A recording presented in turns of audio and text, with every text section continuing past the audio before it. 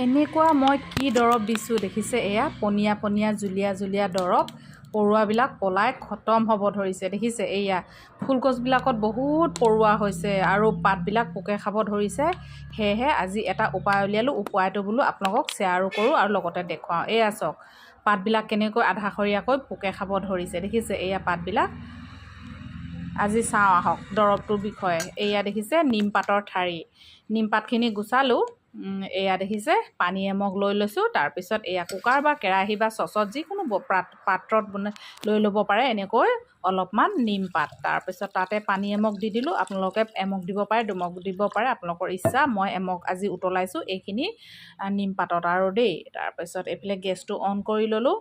তাৰ ওপৰত এয়া দেখিছে বহাই দিলোঁ। গেছটো অলপ ডাঙৰ কৰি দিছোঁ, যিহে নেকি অলপ পূৰা উতলিব লাগিব আৰু মানে পূৰা উতলিব লাগিব। পূৰা উতলাৰ পিছত এয়া দেখিছে এটা দুটা ওলাই পলাব ধৰিছে নিমপাত। তাকে অকণমান ঘুলুকি দিছোঁ আৰু এতিয়া গেছৰ জুইকুৰা মানে মধ্যমীয়া জুইত দিম, লাহে লাহে উতলি থাকিবলৈ দিম।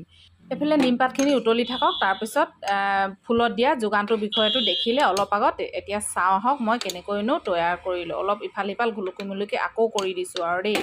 তাৰপিছত এয়া বটল এটা ল'লোঁ, বটলটোত এনেকৈ ঢাকনিখনত পিনেৰে ফুটা কৰি দিলোঁ আৰু দেই, দিবলৈ সুবিধা হ'ব স্প্ৰে নথকা সকলৰ আৰু দেই। এয়া ৰেডি হৈ গ'ল আৰু তাৰপিছত নিমপাতখিনিও হ'ল, চাকি মেলি ল'লোঁ মগত। এয়া মই ঢালি থৈ দিছোঁ ঠাণ্ডা হ'বৰ বাবে। ঠাণ্ডাও হ'ল, বটলতো এয়া আধা ভৰাই ল'লোঁ। তাৰপিছত এতিয়া আৰু দিওঁ আৰু দেই, এই পোকে খোৱা জোপাতে প্ৰথম দি লৈছোঁ আৰু দেই।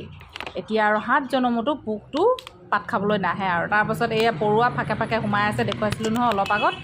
দি দিছোঁ। এয়া দেখিছে পৰুৱাবিলাক কণীবিলাক লৈ লৈ পূৰা পলাব আৰম্ভ কৰি দিছে। কিন্তু অকলে পলোৱা নাই দেই, সিহঁতি কণীবিলাক লৈ পলাইছে চাওকচোন। এয়া গোটেই টাবটোত মানে কাষে কাষে পৰুৱাই পৰুৱা চাওকচোন। সেই তেনেকৈ অন্য ফুলবিলাকতো দি দিব পাৰে অলপ চলপ স্প্ৰে কৰি, চব মানে খতম হৈ যাব আৰু। আজি ভিডিঅ'টো ইমানেই। চাই ভাল লাগিলে লাইক এটা কৰিব, পেজটি ফ'ল' কৰি ল'ব দেই।